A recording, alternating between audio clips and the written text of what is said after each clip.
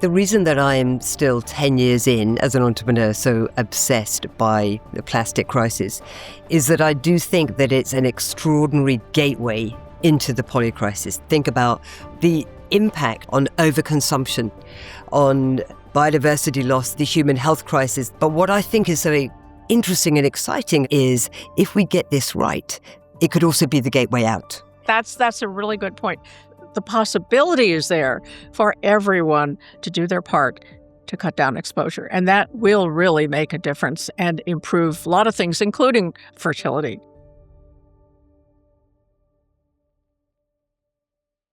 Today, I'm pleased to be rejoined by Shanna Swan and Sian Sutherland for an update on the state of hormonal and endocrine health and to discuss their work leading systems-level change to reduce humanity's toxic chemical exposure from many different products, but especially from plastics. We also take a deep dive into Shanna's brand new Netflix documentary, The Plastic Detox, where she helps 6 couples, all of whom are facing unexplained fertility challenges, embark on a 3-month effort to dramatically lower their daily exposure to plastic-related chemicals in hopes of better health markers and ultimately pregnancy. Dr. Shanna Swan is one of the world's leading environmental and reproductive epidemiologists and a professor of environmental medicine and public health at the Icahn School of Medicine at Mount Sinai in New York City. Additionally, Shanna co-authored the 2021 book Countdown: How Our Modern World is Threatening Sperm Counts, Altering Male and Female Reproductive Development, and Imperiling the Future of the Human Race. Sian Sutherland is the co-founder of A Plastic Planet, which is one of the most recognized and respected organizations tackling the plastics crisis using a pro-business, pro-solutions, and proactive approach to shut off the plastic tap. In this conversation, Shanna and Sian share the latest information on the health effects of endocrine-disrupting chemicals, including fertility levels, sperm counts, and other biological markers.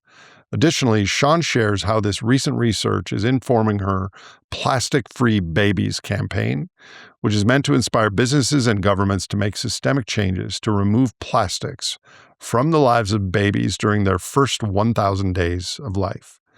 As both Shanna and Sian point out, the issue of toxic chemical exposure is now reshaping human, ecological, and societal health across generations. And what we do with this knowledge today may ultimately define humanity's ability to navigate the future. I hope you enjoy this important conversation as much as I did. With that, please welcome my friends Shanna Swan and Sian Sutherland. Shanna Swan, Sian Sutherland, welcome back to the program. Thank you so much, Nate. Thank you so much, Nate. It's a pleasure to be here. This is what seniority does, right? Instead of just meeting you two as activists and scientists on this important issue, now we're friends. So this conversation is one on an issue we all care about. And, that's what 4 years plus of this podcast does. Dr. Shanna Swan, you were one of the very first guests on this podcast over 4 years ago, where back then you joined me to discuss your findings on global sperm count decline around the world, which are caused, at least in part, by endocrine disrupting chemicals. Now, 4 years later, I've invited you back alongside with our mutual fund and also former guest, plastic-free supply chain advocate Sian Sutherland, to discuss your new documentary out on Netflix, in which you apply these findings to real-world lives of couples who are facing unexplained infertility. Lots to discuss.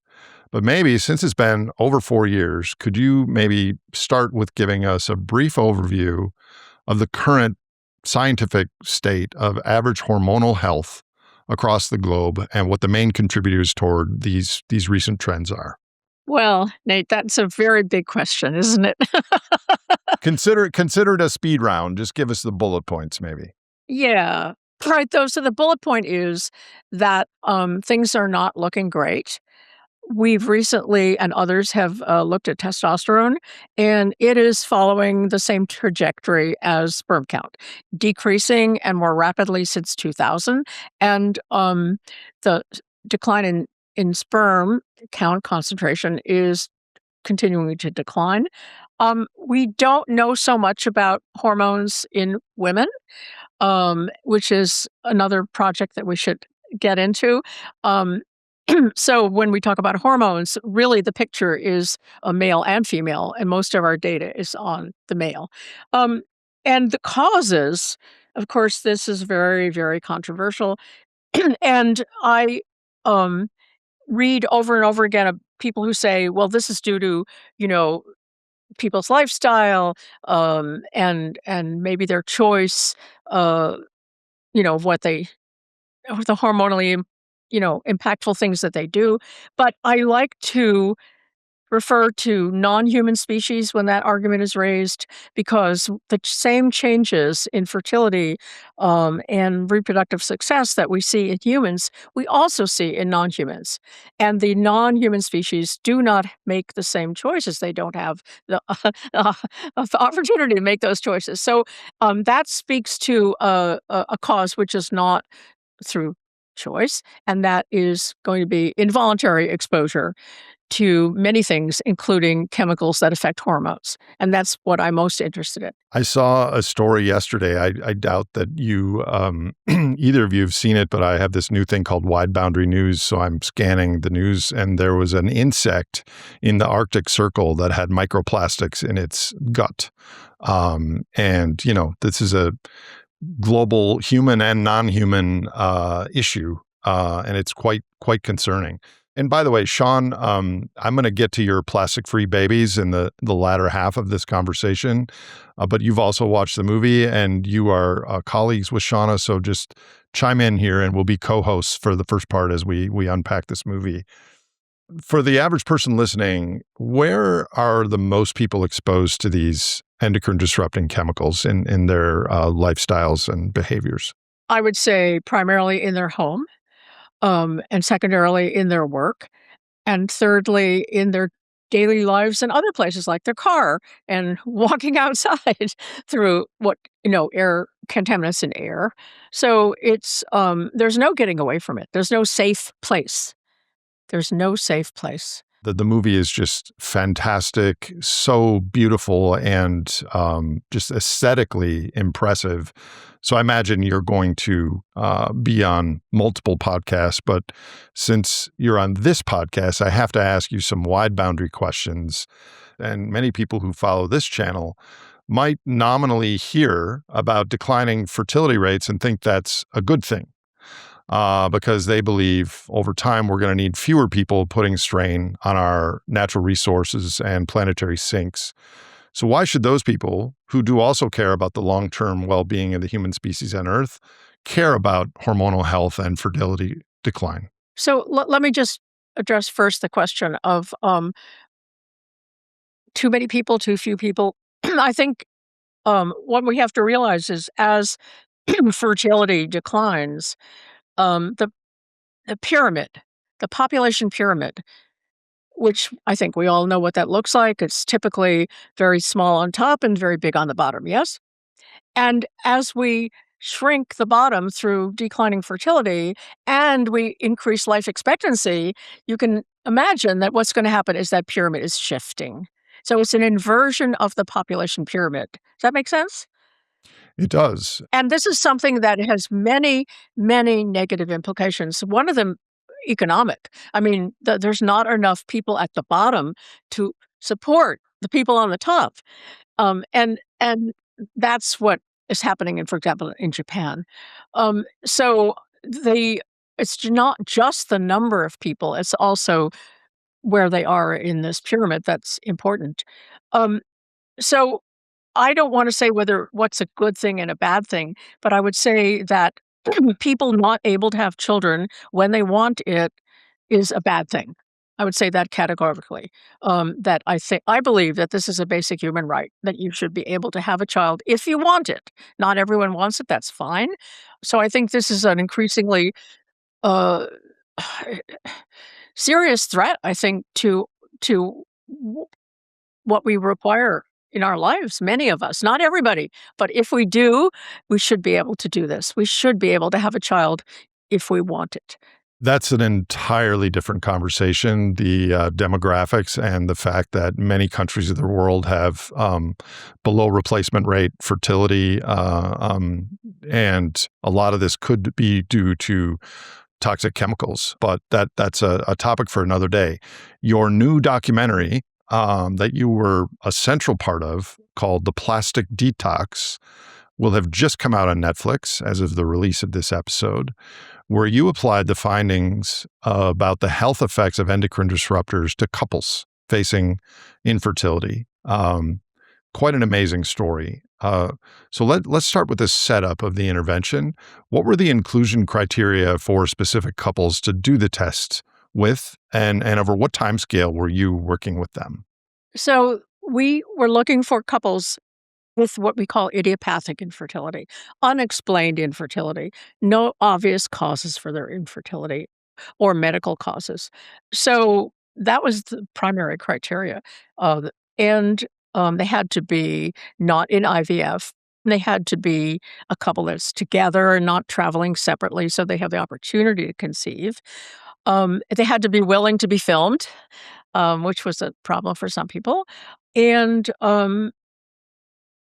these couples are all over the United States, and I had the pleasure to travel to their home several times and to get to know them, and they are fantastic. They're just a fantastic group of people, and I can also say that apart from the, you know, responses of their hormone systems and their ability to get pregnant and their sperm count and so on, that which was really important and documented in the movie. Many of them actually changed their whole attitude toward these chemicals, to the extent that some of them actually changed their career course so that they could, put energy into decreasing plastic exposure. So I understand, Shanna, that the setup included testing chemical markers of the couples through testing their urine. What specific markers were you looking for? And what were the average levels of these in the couples at the beginning, before the intervention? So we were looking at the urinary metabolites, and maybe I'll just say that when you're exposed to these chemicals, you can measure them in your urine. That's how you know how much you have. Everyone can do that. So the ones that we looked for were metabolites of the bisphenols, the phthalates, and the parabens. I can't tell you what the levels were at the beginning, but I can tell you they went down. And some of them quite dramatically, some actually down to non-detect. And in the film, you can see those exact levels. So from there, you helped the couples swap out products in their lives that they had been using for less toxic versions. Were there any high impact products or areas that you specifically had the couples target in order to reduce their chemical exposure? Well, the product substitutions were not uniform, and they were based on interviews that the staff of the group company that I work with, Million Marker, used.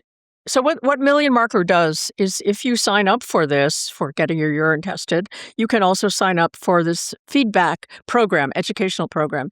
And in that program, somebody calls you up, somebody knowledgeable, and says, "Tell me, what did you put on your face this morning? What was that brand? Can you show that to me?" In case they didn't know. "Let me see. Let's read the ingredients. And what did you wash your clothes with? And what did you clean your counters with? And what do you store your food in?" And on and on and on. They do an inventory, a personal inventory of that person's exposure, right? And that's how they decide what products to change.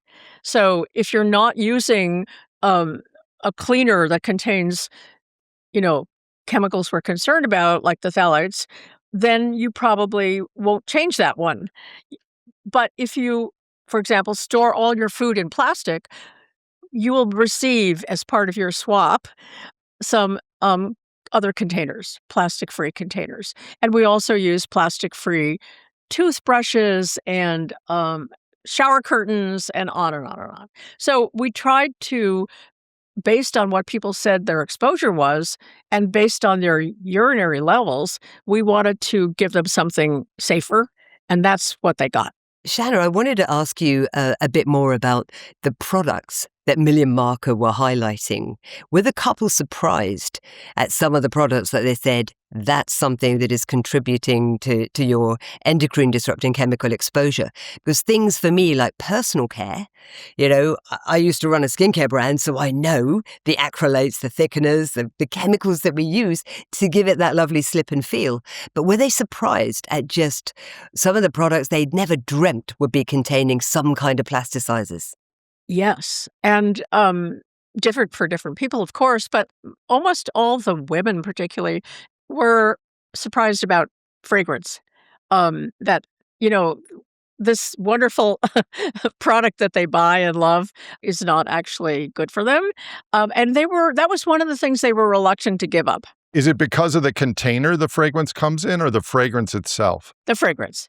So one of the functions of phthalates is to hold scent and color. And that's why it's put in perfume and why it's put in your makeup and your nail polish.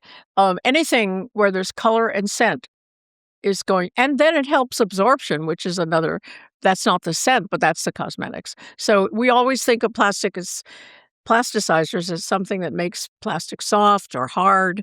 Yes, it does that, but it has these other functions, and retention of scent and color is one of them, and absorption is another important one. Yeah. Has anyone ever made a pyramid of all the things we do from petrochemicals turned into plastics and ranked them from pretty central and important to modern civilization and pretty esoteric and on a luxury sense, like perfumes are not really necessary for our life?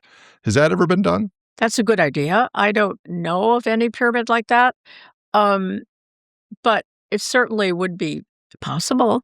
All right, let's add that to the list, Shanna. Yeah. Yeah. I'm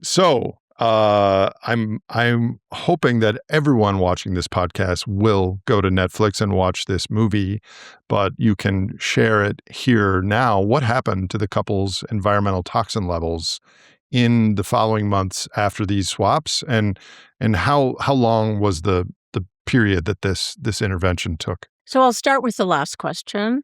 So the intervention is 3 months. I chose that because it takes 70 days to make a sperm. And don't forget, both the men and the women were going through this. And so we wanted the sperm that was going to conceive the pregnancy, hopefully, to be as healthy as possible, and for the man not to have been exposed in that 70-day period. So 90 days was the length of the intervention. And I'll just tell you the protocol briefly, okay? So we enrolled them, we talked to them. If they were willing, they then, if they agreed to be in it, they agreed to collect their samples. So then we sent them kits, and those are through partners, semen collection through something called Fellow, which is you collect at home and send it in, and then it gets tested. And the urine collection was through Million Marker, same idea. And so they did that at the beginning, and they also did it at the middle, right? 6 weeks, and they did it at the end, 12 weeks. And they did it in the AM and they did it in the PM. And the man did it and the woman did it. So we had a lot of things to correlate. How did this change over the day? How did it agree between the couples, men and women in the couples, and so on? So that was really important. What we didn't collect, because it failed, and I have to confess this, we did not successfully collect any blood at all. And that's because the development of the home blood testing kits that were sent out is relatively new. We could do it now, but during the film, we didn't succeed in collecting blood. That was a limitation because we couldn't get hormones, which we really wanted to get. So just said that. So what we did collect were the urine and the semen, and measured semen quality, all kinds of parameters of semen quality.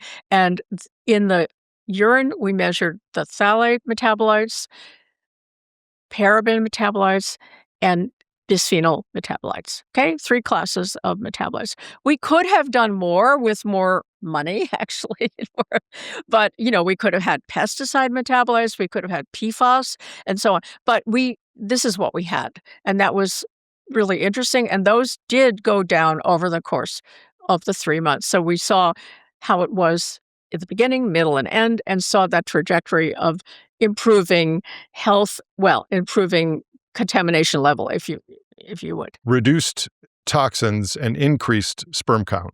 That's correct. That's correct. Nerdy question for me here. I did not know until I saw the movie that sperm is created from scratch and every 70 days. So, but women's eggs are at least somewhat influenced in utero when they're first born, right? So the endocrine impact on a man has a 70-day turnaround where it's a lifetime on a woman in that sense?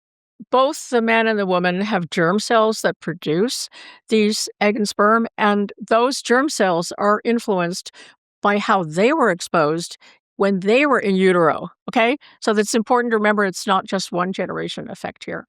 And yes, so you can get your eggs messed up, if you will, by your mother's exposure when you're in the womb. That's scary to think of. But then, as in the run-up to the time of conception, you have other ways to interfere with the sperm production or the egg production. So what were the sperm levels for most of these men before the intervention? And is that, if you could average them, is that reflective of most of the global population in your scientific experience? I can't give you any numbers because I just don't have the data in front of me here. But I recall that one of the men had extremely good semen quality. I think the best measure of fertility potential is probably the number of the motility, the percent of motile sperm, and that was very, very high in one of the men. The other men were not doing so well, and they all improved, except the one that was already very good. He stayed very good, but the others entered the fertile range. So one of the questions I had when watching the movie is, you say and I think I will recommend our guests, I mean our viewers, watch your original podcast and some of the other ones we've had on plastics. But I seem to recall that 40 million is, what is that, 40 million per milliliter? Per milliliter. Boy, that's a lot. Seems to be, like you alluded, is some sort of minimum viable threshold. The non-scientist or non-endocrine scientist in me finds that hard to believe that even 1 million sperm per milliliter would be enough to get pregnant. But why is that 40 million? Why is that relevant? I can't tell you biologically exactly why one number works and one number doesn't. But, well, first of all, if you have no sperm, no baby, right? Yep. No sperm, no baby. Well, that's easy. And I can tell you that safely, 75 and over, you're good to go, and it doesn't really matter. So when people say the actual count doesn't matter, that depends where you are. Yeah. So if you're above 70 or 75, fine. You have sort of 75 million sperm per milliliter. Yeah. But if you're, in the low range and it goes down quickly, and there's a paper with a wonderful graph of this where they looked at how long it took, how many months couple tried before conceiving. Months to conception, time to conception. Below 40, it drops off really quickly down to 0. So if you're around 45 or 40, and there's something you can argue about the exact level, then it's going to drop off. So then it matters a lot. So low levels are really bad, and very quickly it doesn't really matter. So just from, and Sean, I promise I'm going to get you fully involved here because I know you have a lot to say, but this is foundational to this conversation. Just in 3 months, these couples, well, the men of these couples, their sperm count turned around and went up just from these simple removal of household products. Just that. That's all we did. And we did talk to them about other lifestyle changes. For example, one of the men was a construction worker. So using protective gear was not in the intervention per se, but of course, when I talked to him and he told me what he did, I asked him about protective gear, and then he started using it. Now, that undoubtedly, I can't say for sure, but likely helped, and it was not in the intervention. So there might be other changes. They got the idea, we have to watch out for our exposure, and maybe they changed other things, right? Yeah, you're being too modest, I think, or too scientific, which is why I love you. But Occam's razor would say these 5 couples had declining sperm count, borderline not able to conceive, and all of a sudden their sperm count goes up because of some interventions. From an aerial view, this is hella important finding. Oh, I think it's important. All I'm saying is that people could do other things if they think about what they're actually, once they have their mind, alerted to the fact that they can get exposure from everywhere. We didn't intervene on clothing, for example. Yeah. Clothing is important. There are many chemicals, particularly the PFAS chemicals, which were not measured in this study.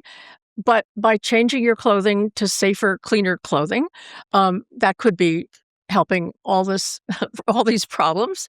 There are other things. They could eat organic. We didn't do that. So there's many other things that people can do other than what we did in the intervention. So this is kind of almost the minimum. Yeah. Yeah. So for the purposes of the Detox documentary, you were only able, as you said, to look at sperm levels. So you could only look at the male role in infertility, but how much do we understand about the role and impact of female infertility as it pertains to these discussions about endocrine disrupting chemicals? So unfortunately, we know a lot less. And one of the key barriers is it's very easy to get a sperm count, right? You can do it at home in a kit and send it in, you get a number. But for a woman to get her egg count is really complicated. She has to go to the doctor. She has to be scanned. It's really difficult. And in general, the men's organs, sexual organs, reproductive organs are out there. You can see them. They're, but for women, it's not the case. The ovaries are not accessible. They're not easy to view. So our information about the whole story in women is much more limited, and that's just the biology of it, I think. But had we been able to get the woman's hormones, we would have had an insight into that aspect of reproduction for women, which is also really important. So before we discuss the biggest result, the number of pregnancies, were there any other notable changes in the couples over the course of this 3-month intervention that you observed? Yeah, I'm glad you asked that because we were quite surprised by the changes in people's lives. And maybe part of this is that they were happy, felt good about being in this intervention and were more careful in a lot of ways that we didn't track. But and this is not, not questionnaire data, it's anecdotal. Nevertheless, many of them volunteered that they were sleeping better, were less stressed, were feeling better. And we also did do surveys on sexual function, sexual satisfaction. There's a questionnaire called the SHIM, which is used for erectile dysfunction. And on all of those measures, the men and the women did better, higher levels of sexual satisfaction and so on. So that's pretty interesting. And I think the stress and the increased length of sleep and so on, they felt better, Now, how much of that is from being in this movie and being, having people call you up and ask you, how do you feel? That could play a role, right? I'm going to work out more today because I know I'm going to be on camera sort of thing. But you never know. Exactly. So now for the most exciting results, how many successful pregnancies were there over this 3-month intervention and after? And was this what you expected as a scientist? You know what? I'm not going to say Okay. Okay, because I want everybody to watch the movie, and I think it's the big it's the big,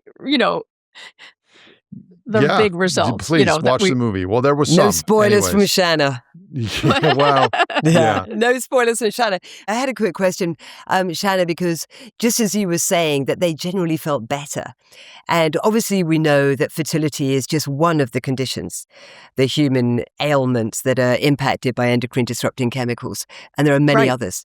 That's a good point. And this is your absolute core expertise is fertility.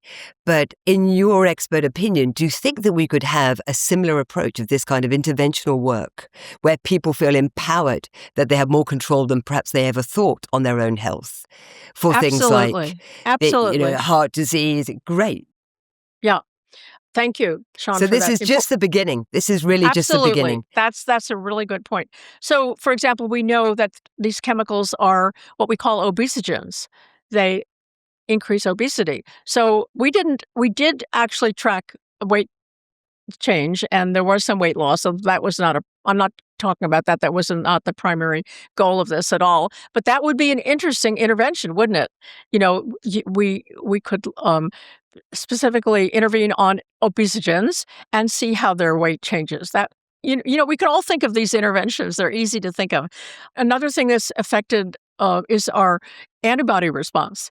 So the PFAS chemicals, which we didn't track but could, you know, lower antibody response, which means that we're more susceptible to disease and so on. So, there's so many ways that these chemicals impact our body. And so intervening on one class whose effects we know from scientific studies should be really effective. And that this is just a model of a whole range of interventions that we and others can do to show how chemicals in the environment impact all aspects of our health. You have been a lifelong scientist in this field, Shanna. How was this for you to do a science-tethered documentary with real humans as a trial, as opposed to in a lab doing an academic paper, just doing all that? What was your experience? Well, first of all, I loved it. I still love it, and I'm going to go on doing it. And I think for me, from my own personal experience, it's extremely satisfying to sit with a couple and talk. I'll just share this example. It's such a beautiful example. I sat with one of the men, and I showed him his sperm results, and I showed them how they had changed over time.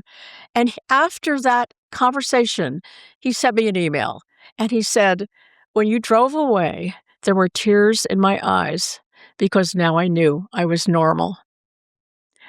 I never got a anything like that from an academic publication. Boy, that is really a microcosm of our entire carbon bulse situation here with AI and plastics and transportation and 100-to-1 exosomatic footprint of consumption. We're a species out of context. And just to have that small personal notice there's something going on in our world that isn't your fault. It's not because you're strange. It's because we're part of this global exosomatic metabolic thing that we're finally starting to understand and finally starting to maybe do something about. So I'm glad you shared that. And also how wonderful that we're finally feeling that in this world where we feel the victim often, and that we are absolutely powerless to everything that is happening to us, particularly in the world of toxicity, which is why there is such increased apathy about plastic because it's so unavoidable in your life. How amazing to have the first documentary that makes you realize, we have a lot more power than we thought. And Shanna, I was really interested to know, because I know this is not conventional science, and this interventional work that you're doing now, could be considered controversial in the world of scientists. What reaction have you had from other scientists? Do you think some people may follow suit, but particularly the fertility scientists? Nobody's seen this. You're the first. So I don't have reactions yet. But I will tell you that we're also doing more traditional things about this intervention. For example, we have written a scientific paper which has been submitted to a peer-reviewed journal on the results. And we're applying for a larger grant, which will involve 300 individuals, as opposed to the very small number we included here. We're trying to, saddle both, do both. And I think both are important, but I think in terms of impact, actually getting people to make changes in their kitchen and their wardrobe, and their cosmetics, this is going to do a lot more, because I have talked about the other aspects of, doing it through a publication and doing it at a conference and so on and so forth for a very long time. I've been talking about this in the academy, if you will, for a very long time. And frankly, it hasn't made a lot of difference. And hopefully this will make a greater difference. Yeah, I mean, that's kind of the soundbite, sensational PR glitz world we live in. Science doesn't really sell, and yet we need to lean on science to really understand what's happening, which is why I do this podcast, because it's kind of a translation medium between the scientists and the general public. Yeah. So Shanna, let me ask you this, and I expect you are going to answer this completely as the scientist that you are. But if other couples at home followed a similar intervention plan that people did in your documentary, how likely is it that they would experience similar results of reduction in toxic levels and an increase in sperm count that was shown in the movie? I would say more probably than not. That's a safe thing to say. This is not going to ever hurt you, for sure, and it probably will help. And I will say that people without great expense could get all of these tests done themselves. They could track this. It's not a lot of money. And accompanying the film, we have a toolkit that people can see where to sign up for this, how to do this and practice, and specific things that they should reduce. And as you pointed out here, Sean pointed out, the impacts are many. Fertility and reproductive function is but one. And we have about 80 hormones in our body. And so there are many, many ways that we can mess things up with these chemicals. And so maybe it's not even getting pregnant. Maybe it's having better resistance to, disease, better immune function. Maybe it's losing weight and decreasing obesogens, and so on and so forth. So there's no downside that I know of, except perhaps cost. So many of these products, organic food is more expensive than traditional. Some of the high-end products are more expensive. There is an economic cost. And so let me just add here, because of that cost and because of who's exposed in our society, this is not really an equal opportunity problem. There are differences in different social strata. People who are less educated may not get this information. People who live in poorer neighborhoods will not have access to a farmer's market or a grocery that has organic food. They may not have access in their pharmacy to cleaner cosmetics. So I think we didn't get into this in the study, but I think I would love to have a takeaway be, let's look at that disparity in who's exposed and how people can reduce their exposure.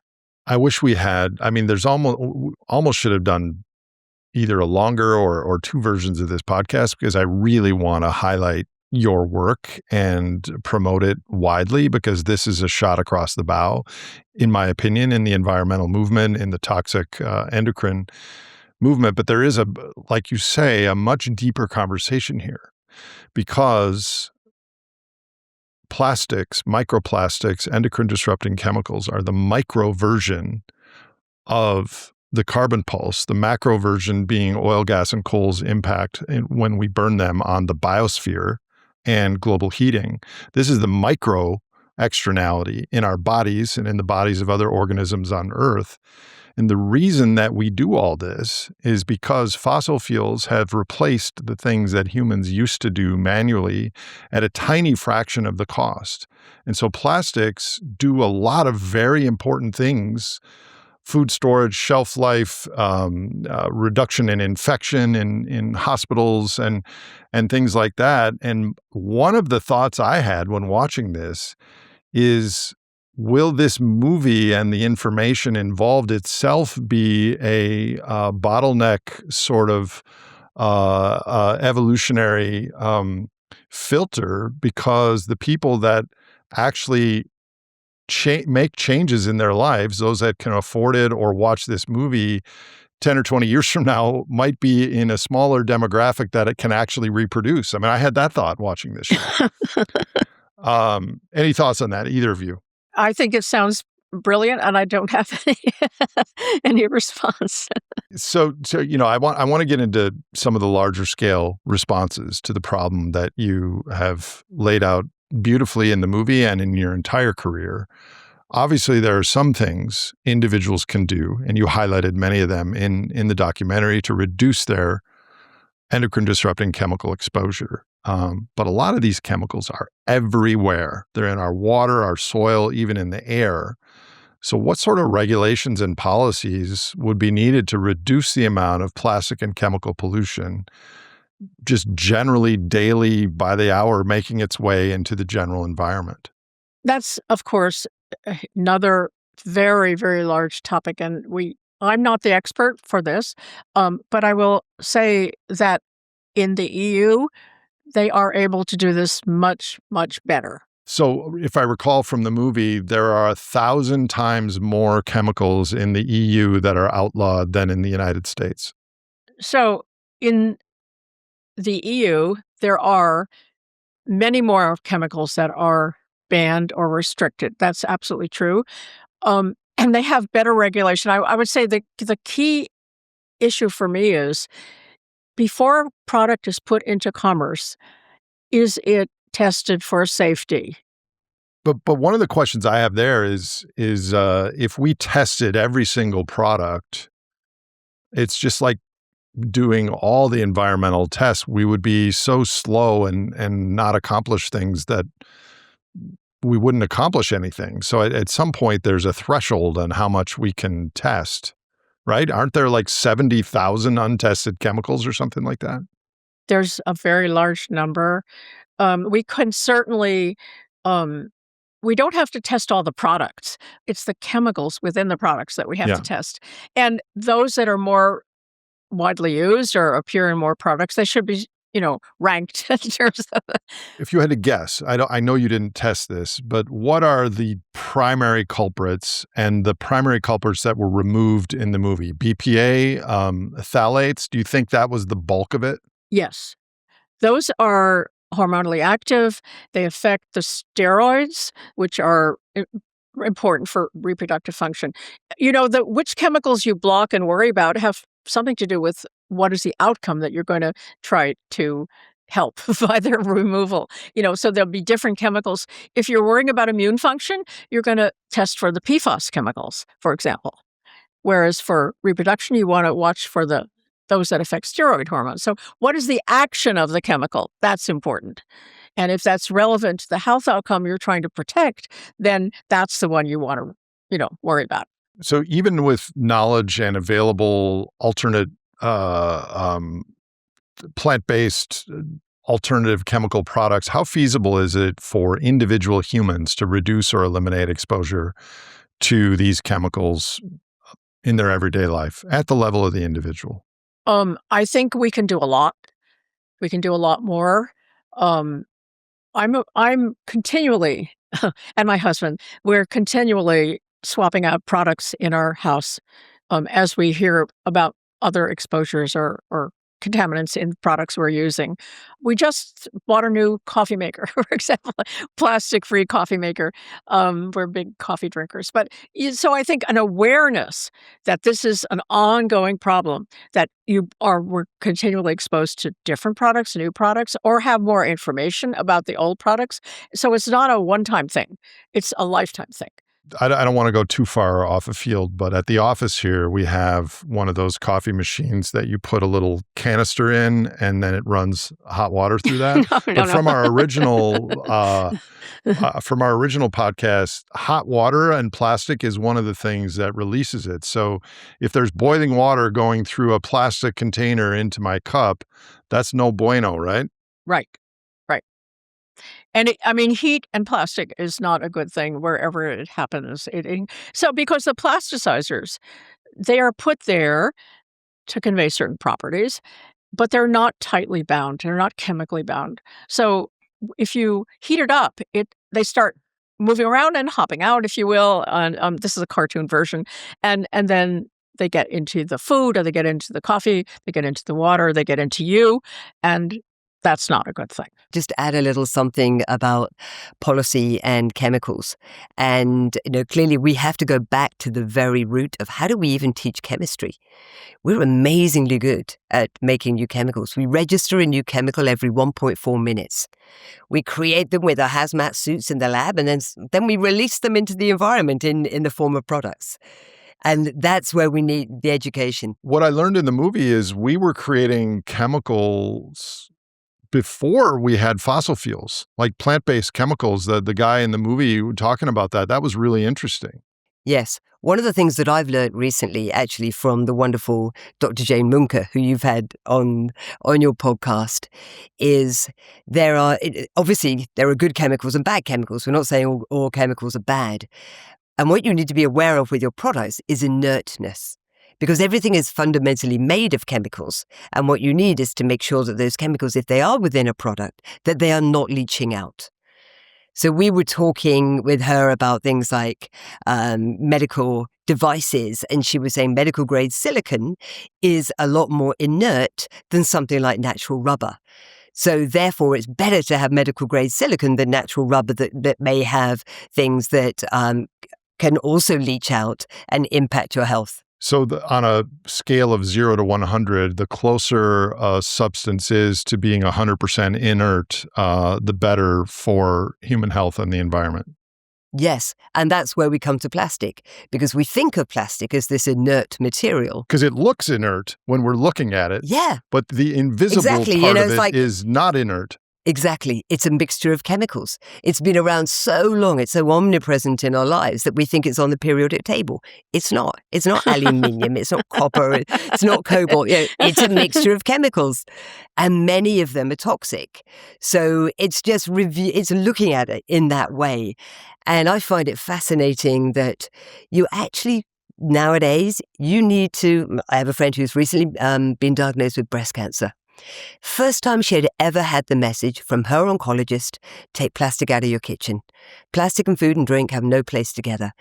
And it's just shocking to me that we know so much about this now, but you actually have to have breast cancer before your oncologist said, oh, by the way, you shouldn't be cooking in plastic, freezing in plastic, no plastic in your fridge. So presumably a lot more oncologists could be having that as the first thing they're saying. All of a sudden, make like maybe 10% to 20% to 90% oncologists, if that's their first response. And then it goes higher up the food chain to preventative and conversations like this. I mean, it is happening quite fast, I think. Physicians don't know this. Physicians don't learn this. This is not taught in medical school, okay? That to me is really shocking, because how can they counsel their patients to avoid these chemicals if they don't know they're toxic? Yeah. Exactly what I was going to say, Shanna. Oh, okay. Physicians, doctors, they are not trained on this. What I also find extraordinary is how little we know as the general public about our endocrine system, the importance of our endocrine system.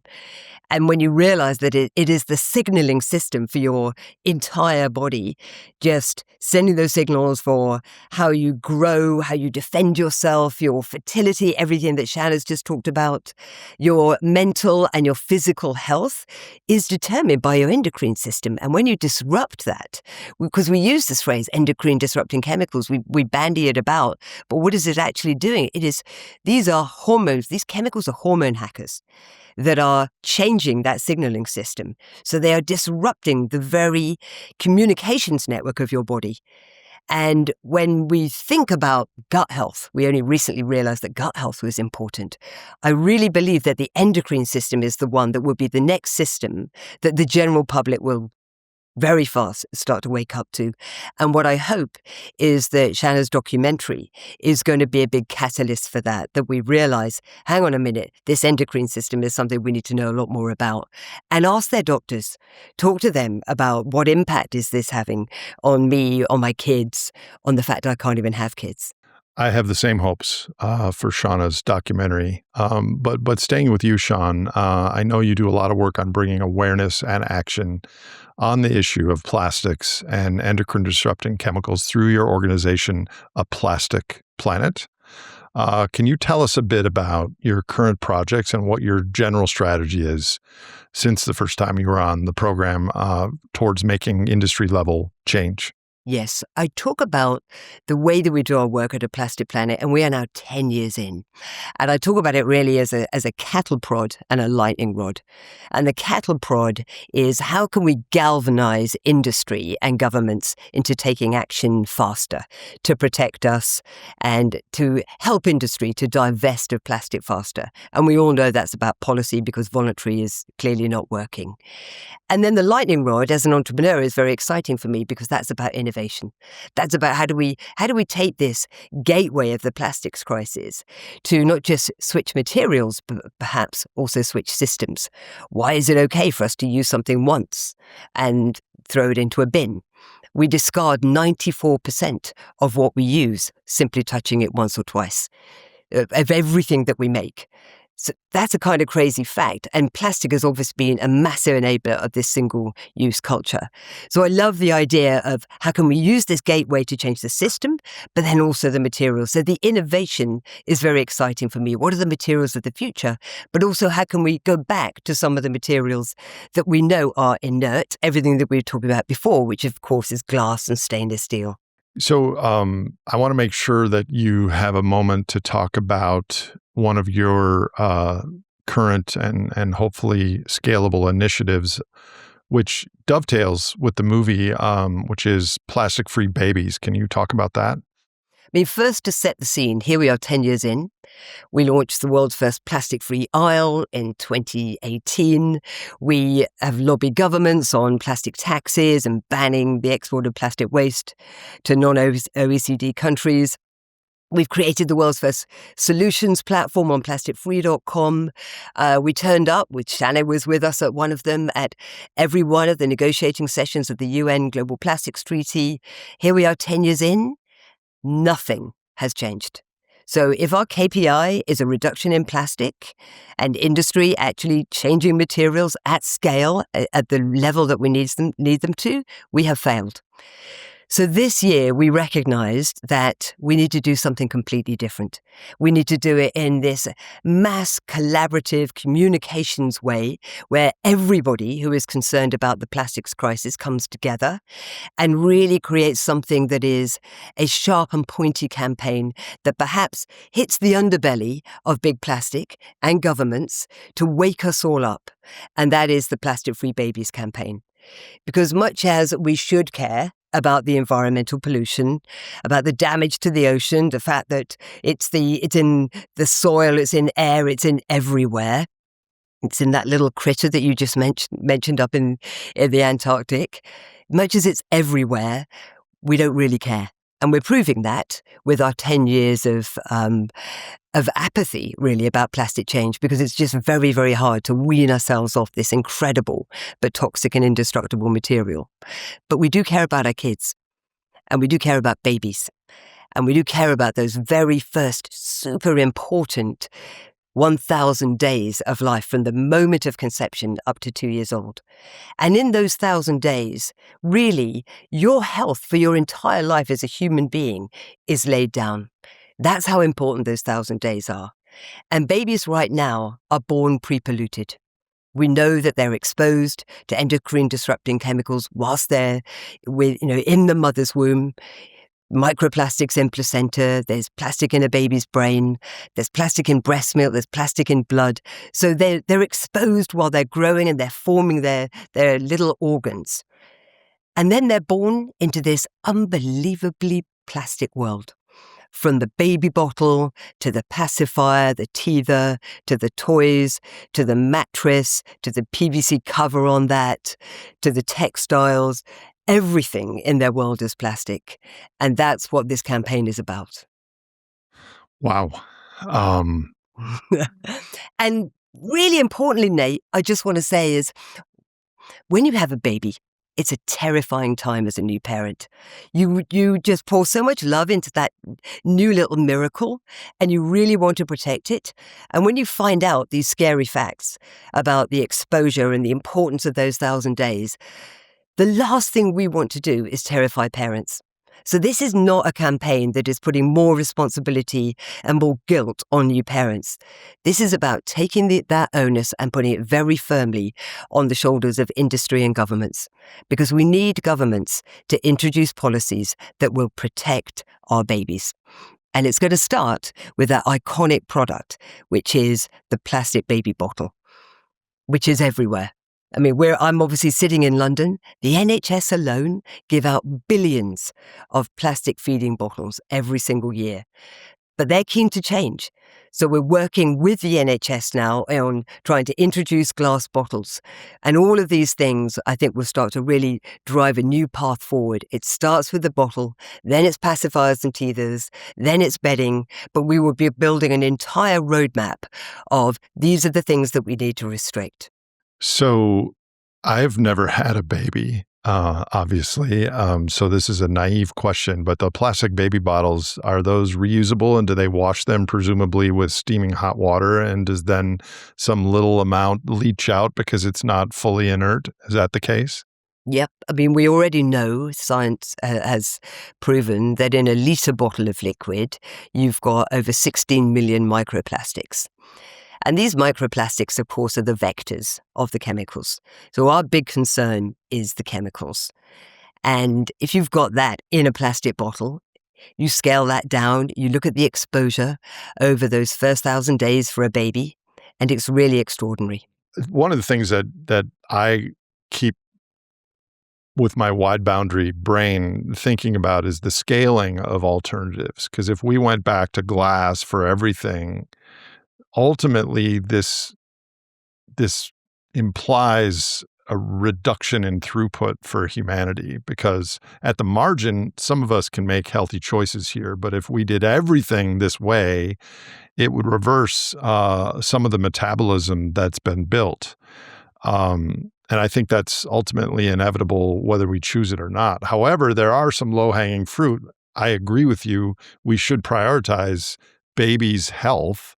And so, like you say, giving 2-month-old humans plastic leaching tools in their lives is like a no-brainer, low-hanging fruit. Yes? Yes, exactly. And a little like the documentary that I think is going to be so successful because it's so human. It's not about pollution. It's about fertility. It's about couples that can't even have a baby. In a similar way, I think when you wake up to the fact, and we get governments largely to wake up to the fact, and then industry to innovate faster, when you wake up to the fact that I don't want to give my babies these toxic feeding products and toys and all of these things. I want to protect them in this vital period of time. And then I'm pretty sure your toddler, you're going to be looking at them and thinking, then why is it suddenly okay for them to have a sippy cup made out of plastic that we know has bisphenols in it? Why is it okay for my 8-year-old to suddenly be wearing a huge amount of polyester clothing? And I'm hoping that this gateway of focusing on babies, because we are so emotional about babies, will then be a wake-up call for us for everything that we have in our lives. I hope so too. Shanna, you want to add something? I think that's fabulous. And, I'm so happy we're working together on this project, Sean. But I also wanted to add, this campaign is focused on babies, but the health impact of these chemicals begins from the moment of conception. And the most vulnerable period in a person's life is the first 3 months after conception. Wait a minute. So if you're talking about the first 1,000 days of a baby's life, does the first 250 of those days, is that in utero? Yes. Yep. From the moment of conception. What you're saying, Shanna, is that what the parents do, especially the mother, during that time is as or more important than the sippy cups or the plastic bottles or the pacifier. Yes, I don't want to compare the importance because, for example, the bottles have it's a long period that you bottle feed, and so that's a long time. But we looked at the development, just an example, of the male genitals in relation to exposure in early pregnancy, the first couple of weeks of pregnancy. And we saw that when there were more phthalates, the genitals were not normal. Not normal. So that's a known scientific thing, yes? And why is that important? Oh my gosh, because there is a whole syndrome. It's actually been named the phthalate syndrome, and it has to do with distortion, interruption of the normal development of the male genitalia. And I wanted to add something which we haven't talked about, and just put this in here for people to think about, that men and women who are infertile have shorter lifespan.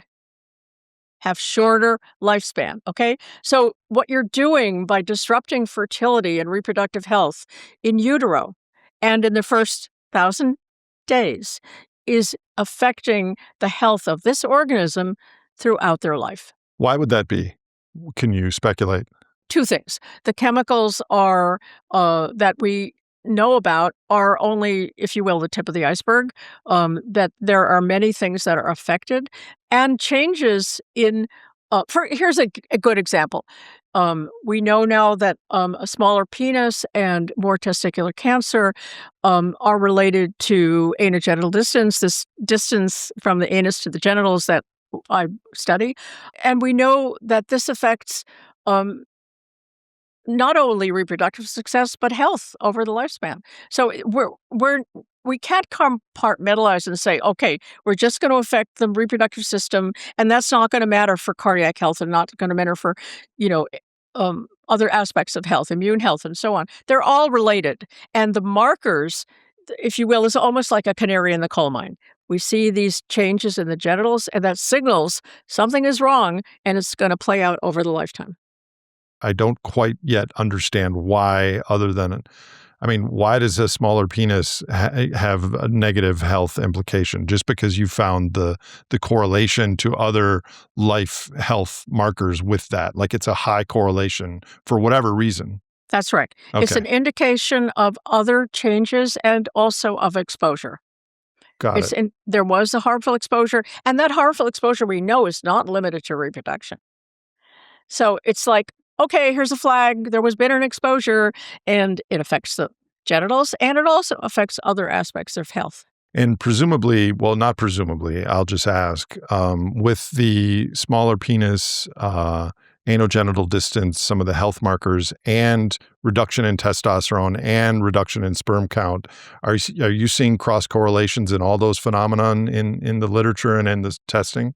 Unfortunately, the studies on anogenital distance are relatively recent, and they are measured in babies, and we don't have sperm counts on those individuals. However, there are other correlations that we do see. And there's something, I mentioned the phthalate syndrome, and it's well known now that at least in males, all of these reproductive functions are interrelated. So nothing is alone in your body. I will state the obvious here. At least, I live in the United States, and climate change is still a contentious topic in the broader population in this country. Not globally, it's not. Based on misinformation and politics and, lots of things. But this seems very much to be lower sperm count, lower babies, lower testosterone, health, obesogens. This is a transpartisan issue. This is not a left-right sort of issue. No, equal opportunity for harm here. Yeah. Are you hoping or seeing that this is going to be taken up on both sides of the political aisle as an important issue? I certainly hope so. I haven't seen a political I haven't seen trends in one or the other. Who would be opposed to this, at least at the low-hanging fruit, not fully inert, most dangerous biphenyls and phthalates, other than the chemical companies who or maybe the fossil fuel companies that need downstream for some of the things that are not gasoline, diesel, heating oil, and asphalt that need a product? Who would be opposed to the things that you're suggesting? Well, you just mentioned lots of big, powerful companies. Yeah. Yeah. And obviously, Nate, Shanna was there with me, being at the UN plastics treaty negotiations. And we were there to really platform the health scientists to make sure that the delegates were all very aware of the impact on human health of plastic. But you could not imagine the amount of lobbyists that were there from the fossil fuel industry. And we know their playbook, and their playbook isn't changing, and it's the same as the tobacco playbook, and we need to be very aware of that. But your question of who is going to resist this is a great one, because we need to look at what is the cost that we're talking about here, the immediate and the future cost, the trillions of dollars of the economic and the healthcare impact of these chemicals within plastic has already been evaluated. In the medical journal, The Lancet, it's trillions of dollars. So it makes financial sense for us to curb our addiction to plastic. And I would be remiss if I didn't point this out. There's no way that we have the financial wherewithal to test all the 70, 100,000 chemicals that are in the human system. So if we can't do that, we certainly don't have the ability to test the impact on the millions of other species out there that are involuntarily imbibing some of these microplastics, and maybe their anogenital distance or whatever the squirrel or gazelle equivalent of that is being impacted. We have no idea, but it's probably not zero, given what's happening in the world. Well, of course, you have the alligator penises, which was one of the first signals of genital impacts. That was of a pesticide atrazine. And the fact that the decline in numbers of endangered species is changing similarly to the change in human fertility is a good signal that it's happening in all species. I also wanted to add, and I don't think we've explicitly said this on this podcast, plastics are made of fossil fuel byproducts. It is not a separate problem from climate change, okay? I think that's really, really important that we keep this in mind. There are people who say, well, I don't really worry about toxics. I just worry about climate change. And I go, yes, and there are two sides of the same coin. Let me say two things on that. First of all, Jeremy Grantham, who you both know, has twice been on this program saying, as worried as he is about climate change, and he's hella worried, his entire foundation is addressing and supporting initiatives on climate. He's more worried about this. He's more worried about the plastic endocrine disrupting chemical crisis. So I hear you on that. My second point is, this is like a massive systems story, and maybe I'll do it frankly on this in the future. I don't want to go too far in this rabbit hole right now. One of the problems with the electric vehicles are going to replace internal combustion vehicles story is that a barrel of oil, everything is used, and there are thousands of products that come from a barrel of oil. So as long as there's demand for plastics, as one example, we can't easily stop the production, the extraction and refining of oil. Similarly, if we say, let's reduce our plastics, we can't easily reduce the demand for oil unless we reduce the other things like diesel, heating oil, gasoline from oil. So they're all possible to have substitutes. We need to use less of all of it.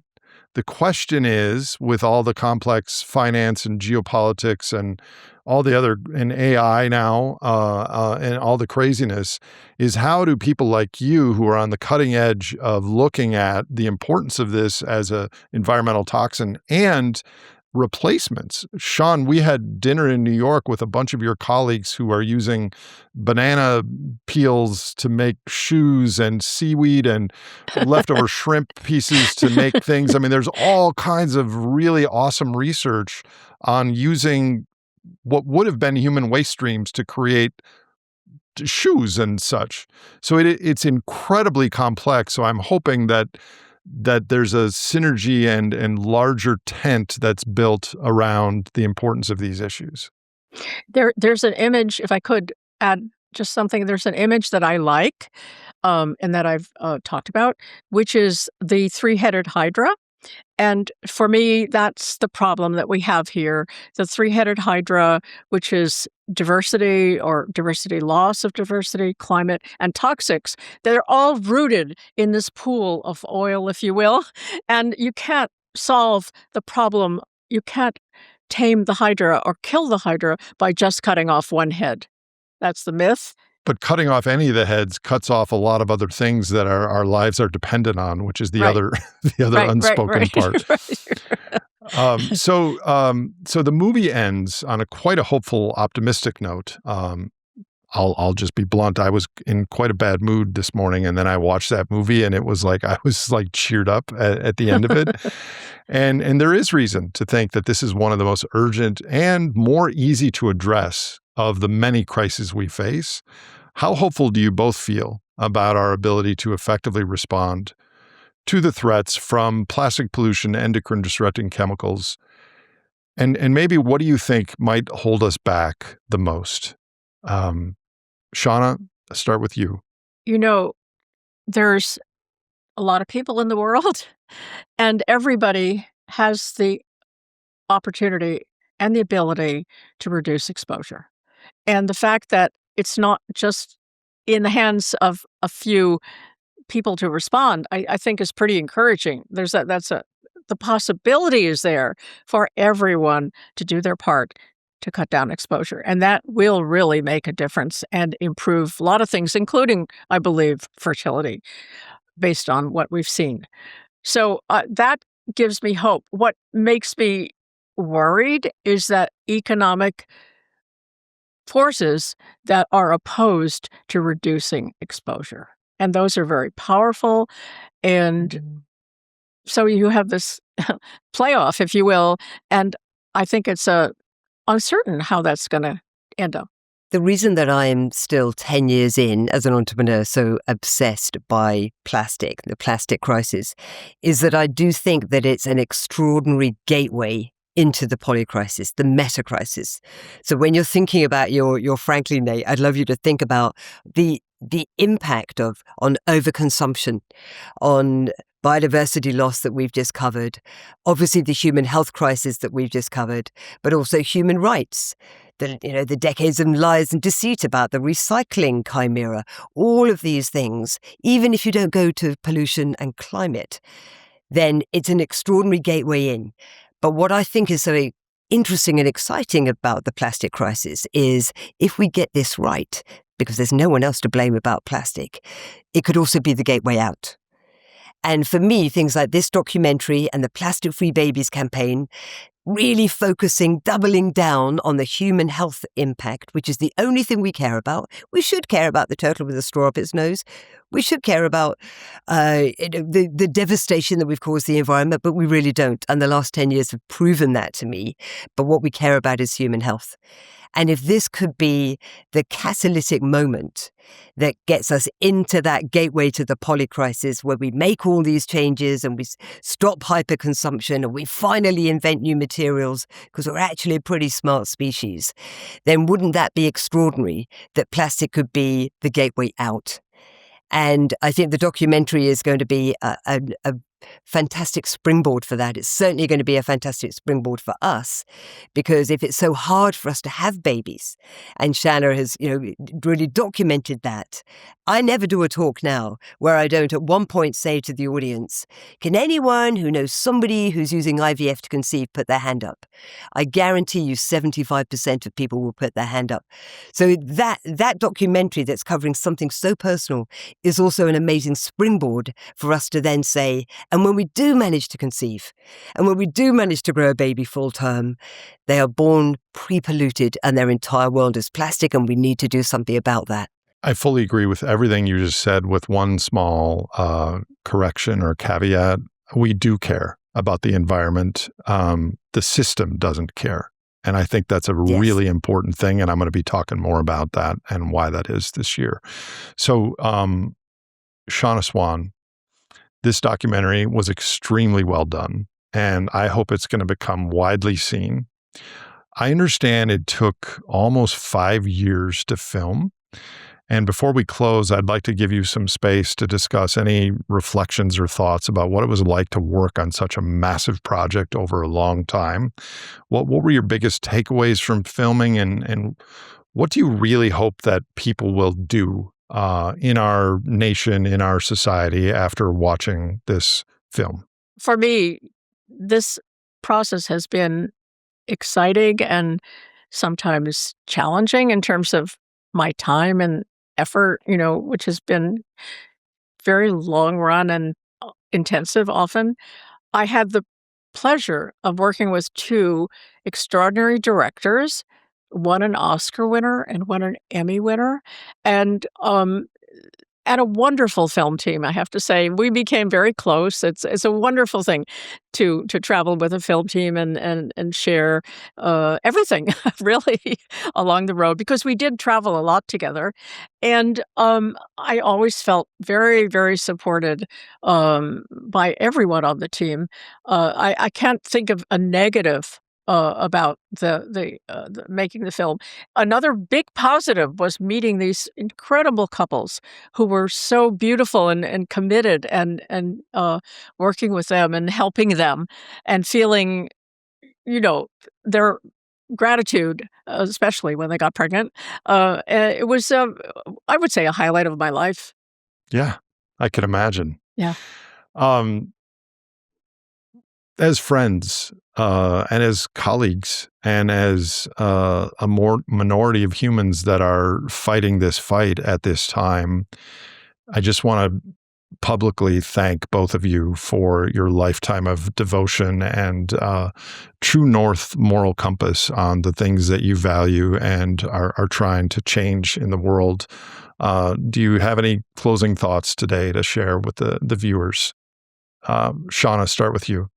I'm grateful to you, really, for your podcast, for your work, for having me on 4 years ago and again now. And I think what you're doing is an important part of this picture, and we don't want to leave that out of it. That is, you're going to reach a lot of people with your podcast, and that's going to help.